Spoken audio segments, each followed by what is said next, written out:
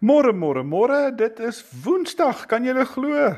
Die middel van die week het aangebreek, so blitsig soos 'n spoedtrein, en as jy jou oë uitvee, dan is hierdie dag ook weer verby.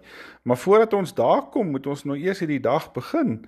So ek hoop jy's wakker en ek hoop jy maak reg en dat jy al gereed is om regtig net bietjie vir die Here te sê dat hy jou moet ontmoet en dat hy jou met sy teenwoordigheid sal vul deur die lieflike geur van die Heilige Gees. Ek wil graag vanmôre vir julle lees in Filippense 1 vers 14. Paulus sê hier: deur my boeie is die meeste broers ook in hulle vertroue op die Here gesterk, en hulle waag dit al hoe meer om die woord van God onbevrees te verkondig.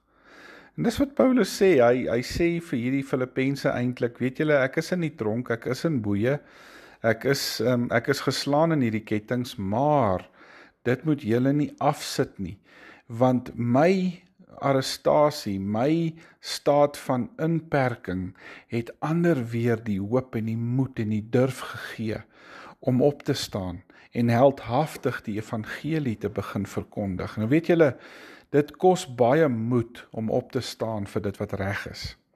Dit verg geweldige beslisheid om in 'n situasie net in te gaan en jy weet daar gaan 'n baie sterk oppositie wees, daar gaan selfs aggressie wees.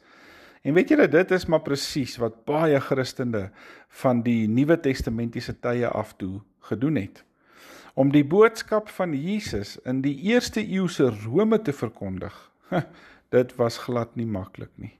Dit was 'n bitter moeilike taak. Ek meen, die aankoms van Paulus in Rome het 'n baie groot oproer veroorsaak, ten spyte van die feit dat hy onder huisarrest was. Daar was baie invloedryke mense daar, en Christendom was feitelik onbekend. Baie heidense gelowe is daar uitgeleef. Dit was 'n plek van boosheid, van Hellenisme, van patriargale stelsels en baie sonde. En nou weet julle, die Christene in Rome was maar net 'n handjievol.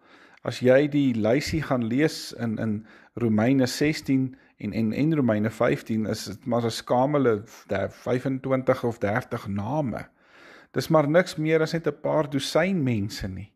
En hulle boodskap was van 'n rondgaande leermeester in 'n afgeleë hoekie in die ryk, wat gekruisig is en wat uit die dood opgestaan het. Dit was 'n ongeloofwaardige verhaal om te vertel. En gevolglik is die Christene bespot, hulle kon gevange geneem word, omdat hulle die vrede versteur het. Maar tog het hulle die evangelie vreesloos verkondig. Van daai tyd af tot vandag toe nog, is Rome een van die mees invloedryke sentrums van die Christelike geloof. Gaan kyk maar na die Vatikaanstad, waar die grootste kerk in die wêreld nog steeds hulle setel het. Rome, wat heidens was, het totaal verchristelik. Ek en jy moet seker maak dat die kerk en die gemeenskap waaraan jy behoort, moet vertel van Jesus. Hulle moet die boodskap van Christus vreesloos en volhardend verkondig. Hoe meer aggressiewe mense omgewing is, hoe nodiger is dit om die evangelie met moed te verkondig. Jy het 'n baie belangrike rol om in hierdie taak te speel. Sien jy kans daarvoor? Is net die Here wat deur sy Gees vir jou en my daardie durf en daardie waag kan gee. Kom ons maak ons oë toe, dan bid ons saam. Here Jesus, U is vanoggend nog steeds my verlosser en saligmaker. Kom help U kerk om U boodskap volhardend en vreesloos te verkondig. Ek vra en bid dit in Jesus se naam. Amen.